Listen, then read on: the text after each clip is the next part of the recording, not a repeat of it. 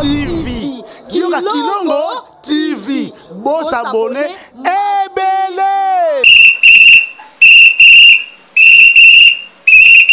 Mikolo, solingi o s'abonner. Obetika point. Kilongo TV. Kilongo TV. Bobetobe, bokotobe na YouTube, bobetobe Kilongo TV. Po Kilongo TV. Bokomona maijane. Oh Kilongo TV, oh Kilongo TV, sene moko ebotami. Kilongo TV, bokomona makambo ya minene mpo yasa akabaviko le kabatunyaso. Kilongo TV.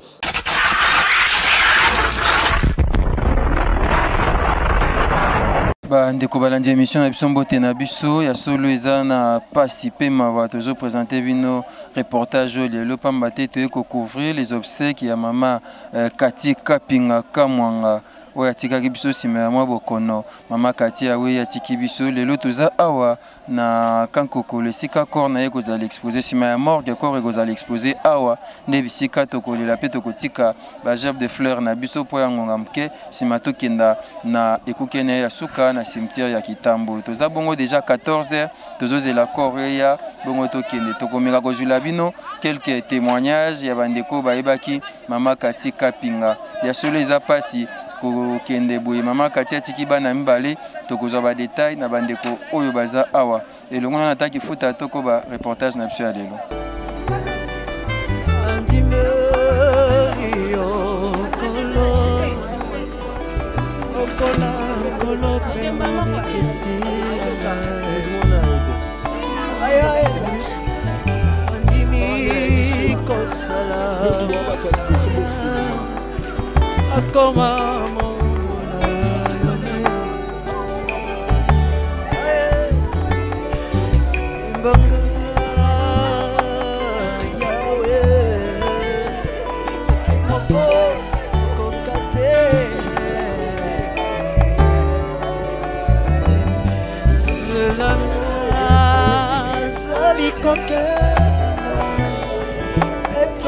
Samina mabaka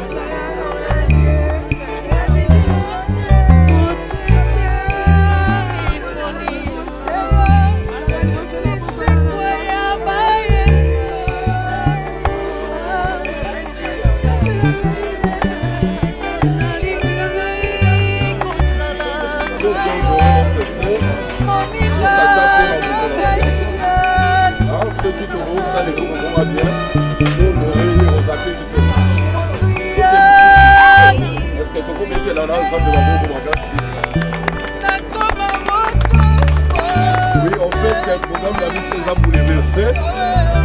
ezalaki bokolimbisa biso mpenza ndenge esengaki ete tosala yango tolore sere na ndenge ekoki ngonga eza lisu te ngonga eza mpenza lisu te tolekisa batémoignage tolekisamo ebele alors que tosenga na bino botenir biso rigueur te parce qu'on a que juste 10 minutes nous allons prier pour les maris de la femme, nous allons prier pour les enfants et nous allons prier aussi pour la famille, les deux familles. Et après, pour ça, hommage Yasuka, Toleki Nasima Totomboli, Ko Tokei, nous appelons dans mon Amen. Est-ce qu'on peut adorer le Seigneur même pendant quelques minutes? Juste 2-3 minutes pour adorer avant de bon de la libota. Yesu ndekona oyo linginga mingi oyo kufea kinga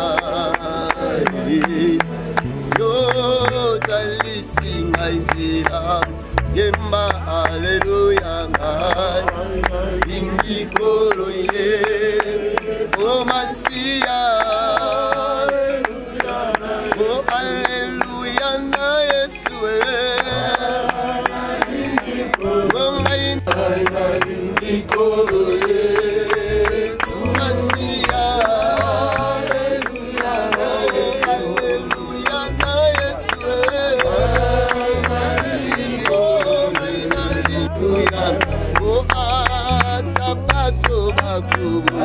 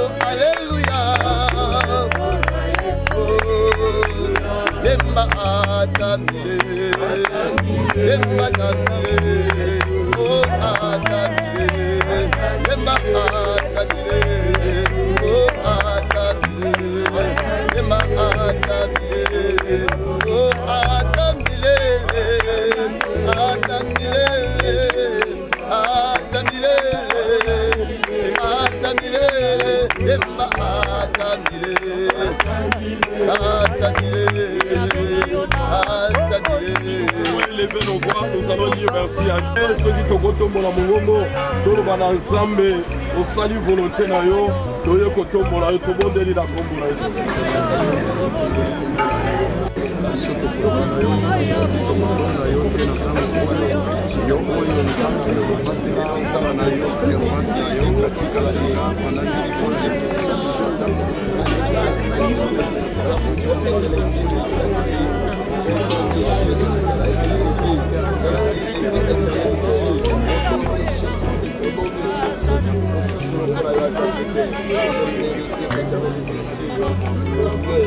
Dire merci Père éternel. De la même manière, mon Dieu, David, Père, pendant la maladie de son fils, il pleurait. Oh mon Dieu, il couchait par terre. Mais lorsque l'enfant était décédé, Père éternel, il s'est levé. Père, il a pris, Seigneur Jésus, sa douche. Il a porté de bons habits pour dire que le Seigneur a accompli ce qu'il a décidé. Voilà pourquoi, Seigneur, nous sommes là, mon Dieu, pour t'élever encore, Seigneur, de tout ce que tu as fait, Père éternel, mon Dieu. Qu'est-ce que nous pouvons dire encore? Que la gloire et l'honneur te reviennent au siècle des siècles. Au nom de Jésus, nous t'avons ainsi prié. Amen. Est-ce qu'on peut acclamer le Seigneur? Oui, tous pour éviter. Bana Dios, bakusanya wa. Bana oyo papi na kati. Pe, ozali awa, okokusana. Tozobondela likolo ya libota oyo.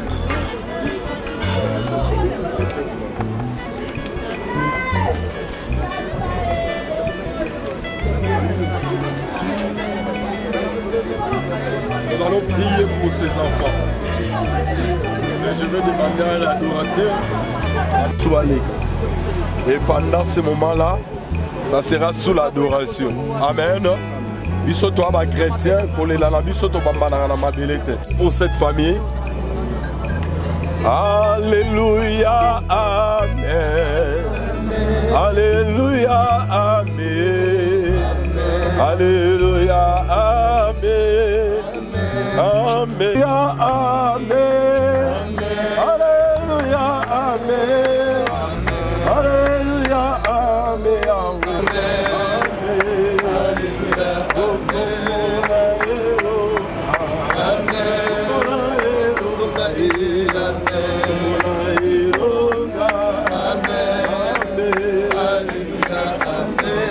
Tendre Père, Dieu Tout-Puissant, me voici devant ton seul trône avec cette famille, Père éternel. Avec Cathy, dans le sein de sa mère, mon Dieu. Père éternel, mon Dieu, mon roi, Seigneur Jésus, elle a vécu, Seigneur, dans ce monde. Comme toute femme, Père éternel, elle a mis au monde, mon Dieu, Seigneur Jésus, ses enfants. Père, mon Dieu, c'est toi qui bénis. Bénis, Seigneur Jésus, Père éternel, les fruits des entrailles de Katika Pinga. Au nom de Jésus-Christ, je demande la haute protection divine pour ces enfants. Car il est écrit dans le livre de Psaume, chapitre 91, verset 1. Celui qui demeure sous l'abri du Très-Haut repose à l'ombre du Tout-Puissant. Qu'il soit ainsi, mon Dieu. Je sais, Père éternel, Cathy est absent, mais Jésus-Christ est toujours présent. Nous croyons, Père éternel, tu prendras soin, mon Dieu, de ses enfants.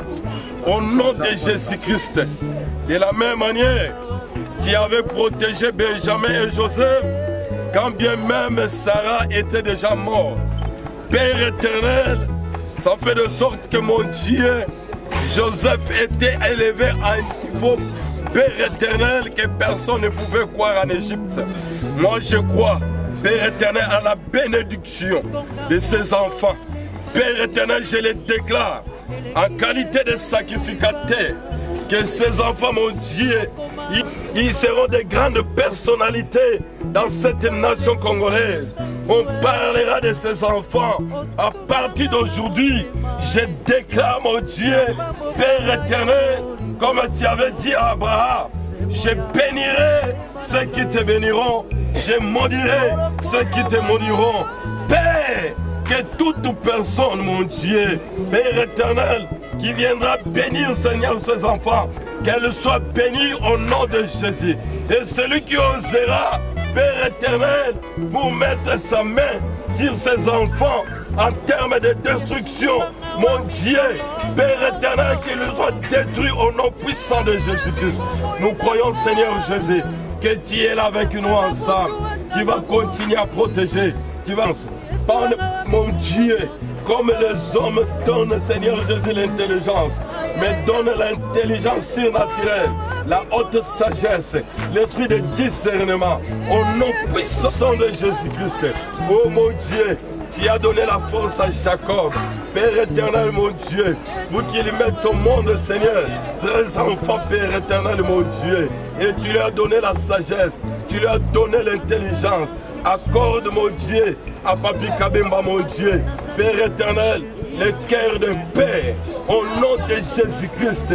Oh mon Dieu, il soit béni, Père éternel, dans toutes ces entreprises, pour subvenir aux besoins de ses enfants. Au nom de Jésus, Père éternel, nous recommandons aussi, mon Dieu, Père éternel, la famille qui sera là comme le Dieu Tout-Puissant. Au nom de Jésus, que le bonheur et la grâce vous accompagnent tous les jours dans votre vie. Au nom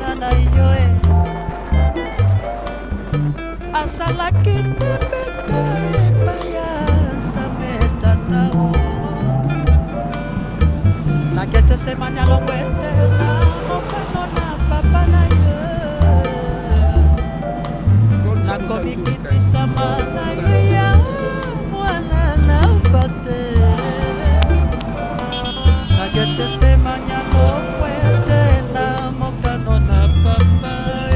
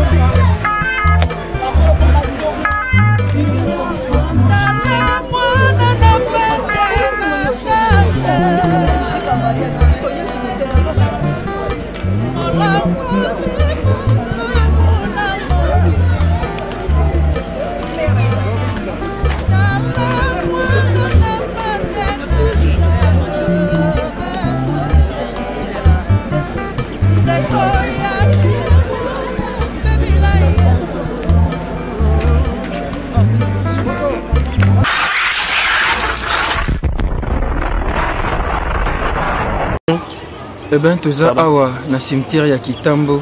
Baby Kinshasa to na cimetière ya Kitambo wa pesika to ekotika sœur Kati Kapinga na demeure na ya suka ya solo eza pasi sœur Kati atiki bana mibale et abelaki atiki biso nebte bandeko mingi bazoka koloba te nebte papa so akotémoigner ata moke. Bonjour papa. Bonjour. Kombo nani? Christian. Papa Christian Bwandeni na sœur Kati wa atiki biso.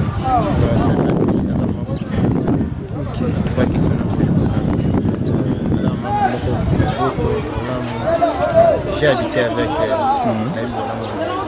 pour témoigner voilà mon aïe na place à il y a quoi le bezate il y a la kaka na mazambi qui biso ka boleti bana merci beaucoup. Voilà, va témoignage vous allez bande ko bazoya pona animation ya sœur Kati Kapinga eza pasi eza ma pasi tokomisaka nkolo nzambe azwa lokumu toza na cimetière ya Kitambo omona animation nde ine koleka famille bandeko nyonso bazawa mpona kolela sœur Kati ya suka elongona na ta tokobi reportage na biso. Voilà nde nabaki tokolela Kati Kapinga bandeko bazawa totunatuna. Mbote mama. Mbote. Kombo nanga Serge Chimène. Bon, Maman Kati azalaki maman na biso ya église, azalaki mosali abanda osala nzambe na église Isebe. Bon, tozalaki bien. Alors maman moko bien, aza gentil bi osolola. En tout cas bi osolola, ato koti sika. Pa na ekuta tala ate koza muta sika, to ndenge nini asola bien. Donc ça passe. Merci beaucoup. Bandeko bazé belé to me kozwa quelques-uns bakoloba.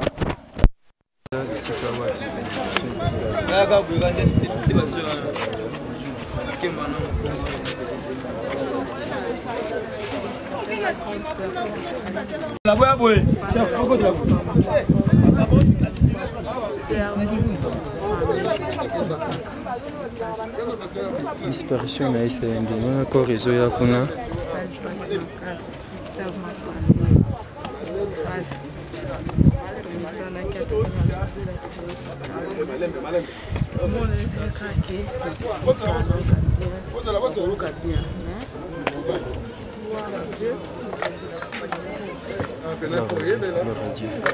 Voilà, wana nzoto mwe ezeko kusana. Ezeko mona kwa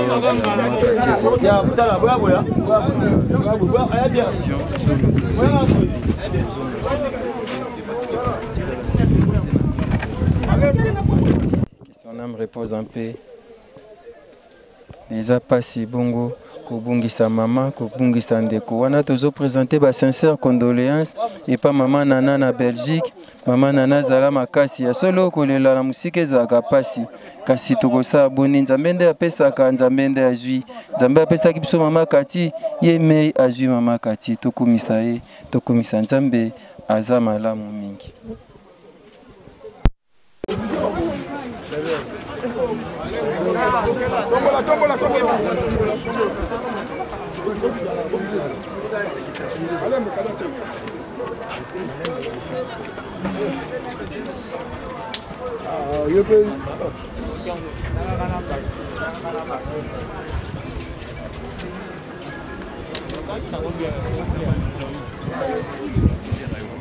Tombola.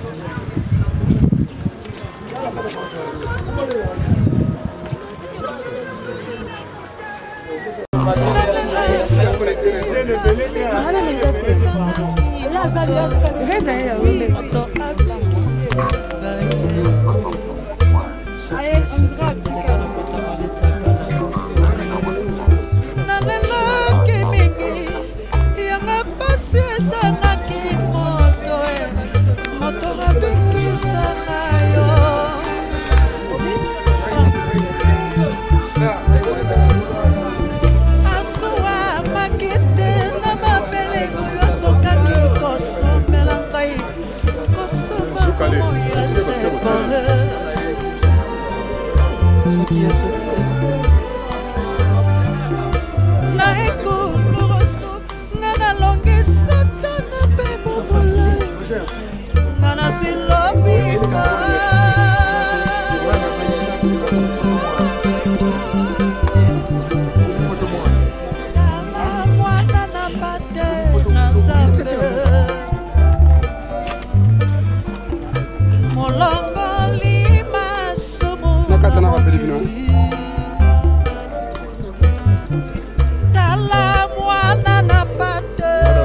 Alléluia. Alléluia. Tout le monde est là-bas. Tout le monde est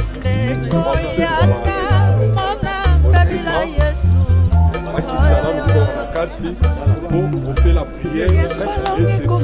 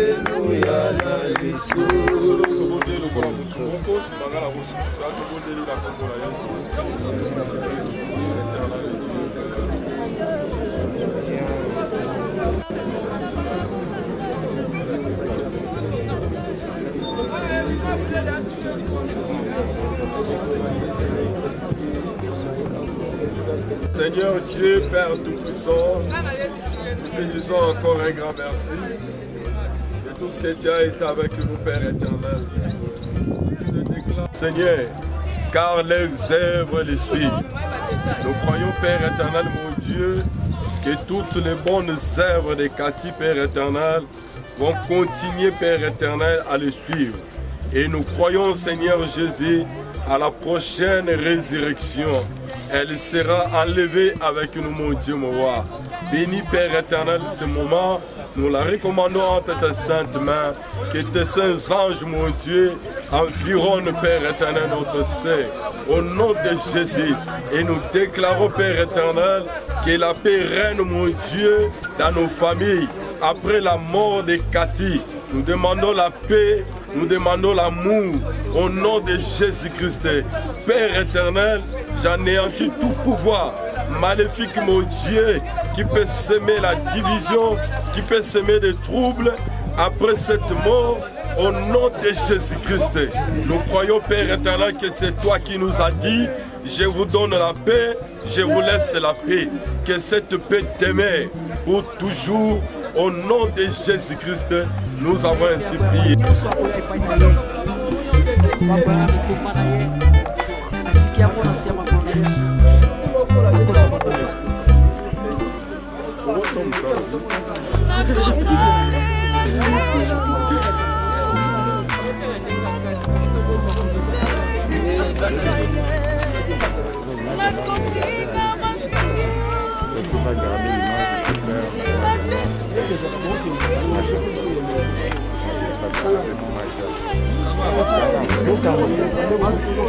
La photo T.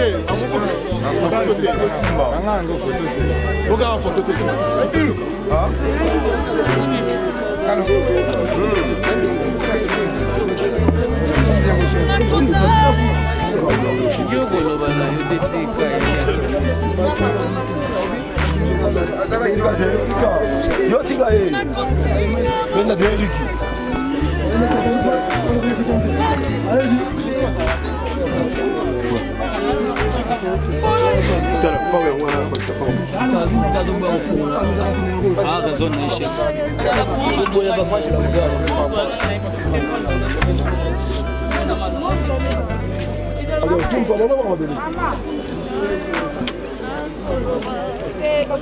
Nani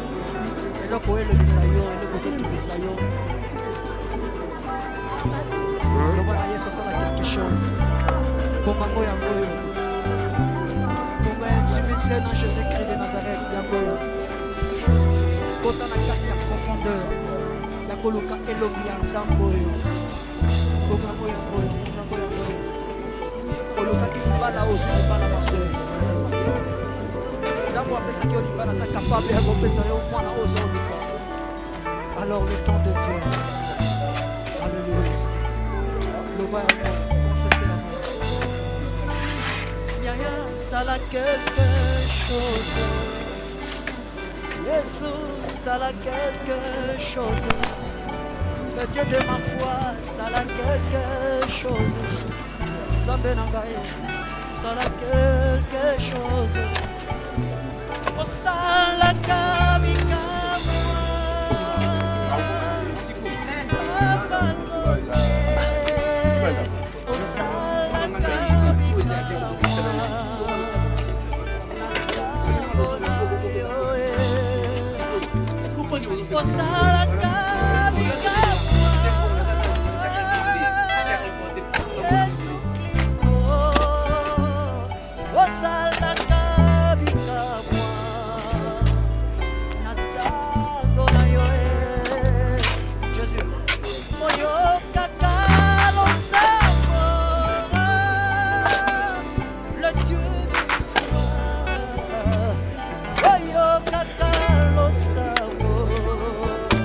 Eh bien voilà, tokomi na suka reportage na biso ya lelo tozalaki bongo na morgue ya camp Kokolo bongo exposition ezalaki kaka wana na camp nsima tosalaki leve ya corps toyaki awa na cimetière ya Kitambo wapi ezalaki bongo esika to mpe ekuke ya suka ya mama Kati Kapinga Kamwanga ya solo eza pasi tokomisa kaka nkolo topesi merci na bandeko nyonso balandi biso lelo merci pa mama Nana kuna Belgique pe famille ba nyonso bayebaki mama Kati bongo boza makasi tobaki eza nzela biso nyonso nzambe nde apesaka nzambe nde azwi merci na bino nyonso balandi biso merci na bandeko nyonso to présenter ba sincère condoléances na libota bongo tolobi que la terre de nos ancêtres lui soit tendre et douce paix à son âme mama Kati Kapinga Kamwanga merci.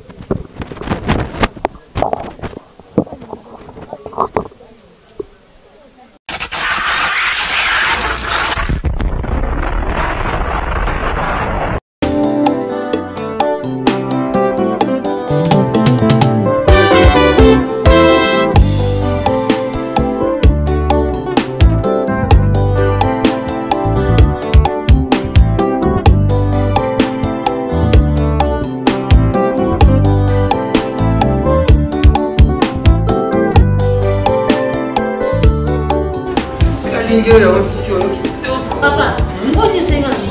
Oh, kasi na kanya sa. Me, okay tina suki. Papa, o mo na duka tina suki. Oh. Oh, papa, so tina suki. Tina despisa. O ka tina suki, o mo na kami singa mabani, papa. O ka mo singa mabani, singa mabani, papa. Na na despisa. O mo na kami singa mabani. Go, go,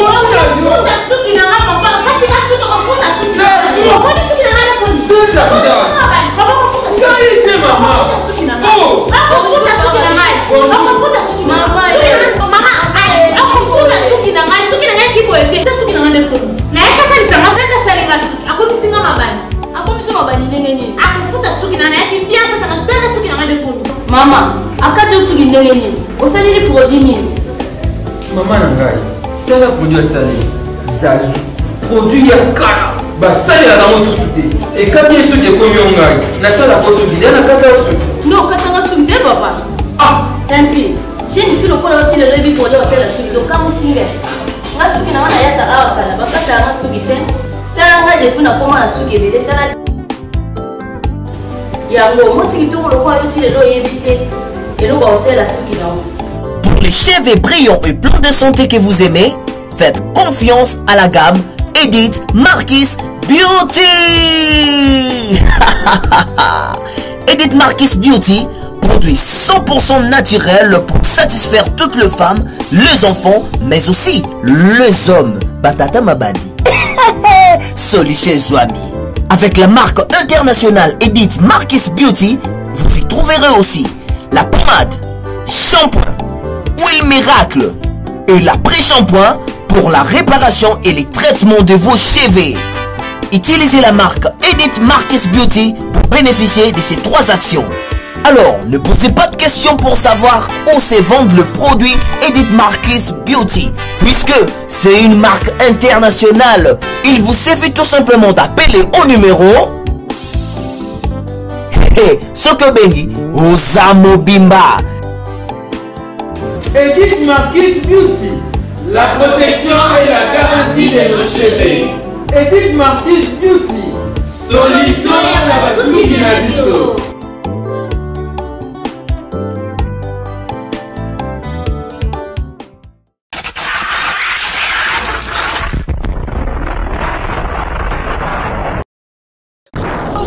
TV. Kioka Kilongo TV. Bon s'abonner. Ebele.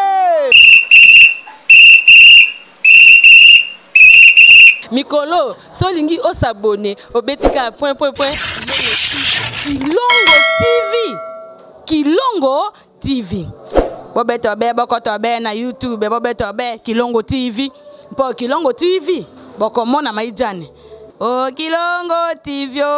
Kilongo TV sene moko ebotami Kilongo TV bokomona makambo ya minene mpo yasa akaba viko le kabatinyaso Kilongo TV.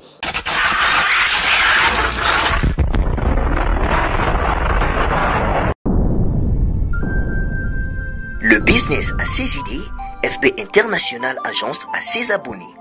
Le fret Europe, RDC, a retrouvé son identité.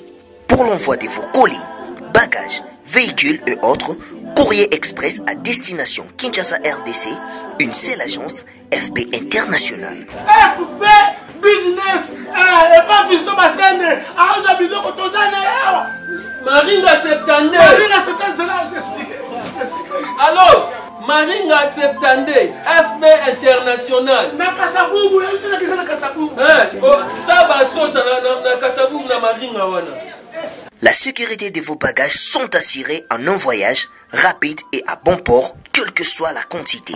Du déposage jusqu'à l'entreposage, FB International assure comme jamais. Alors jamais. Nous organisons des frettes aériennes et maritimes.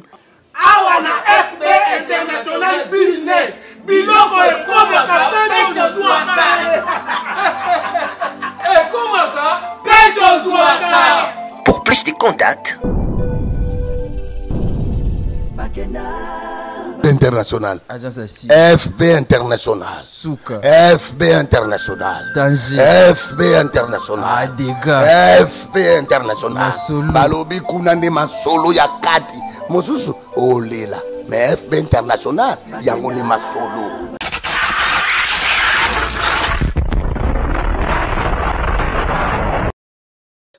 Kilongo TV. Kioka Kilongo TV. Bon s'abonner. Ebele. Mikolo, solingi o s'abonner au betika point. Kilongo TV. Kilongo TV. Bobeto be bokoto be na YouTube, bobeto be Kilongo TV. Po Kilongo TV bokomona maijane. Oh Kilongo TV. Kilongo TV sene moko ebotami Kilongo TV bokomona makambo ya minene mpo yasa akaba viko le kabatinyaso Kilongo TV.